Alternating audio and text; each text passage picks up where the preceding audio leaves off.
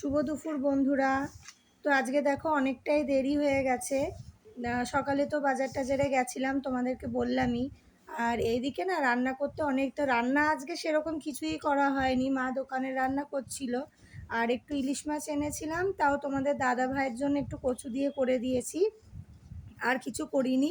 কালকের দেখো, এই যে কালকের বাটা মাছ করেছিলাম, ওই একটু ছিল, ওটা মা আর আমি খেয়ে নেবো এখন। আর এখানে ছেলের থালাতেই ভাত নিয়ে নিয়েছি। আর এখানে হচ্ছে এই যে ইলিশ মাছ একটু ভেজে রেখেছি, লাবিক খাবে তেল দিয়ে।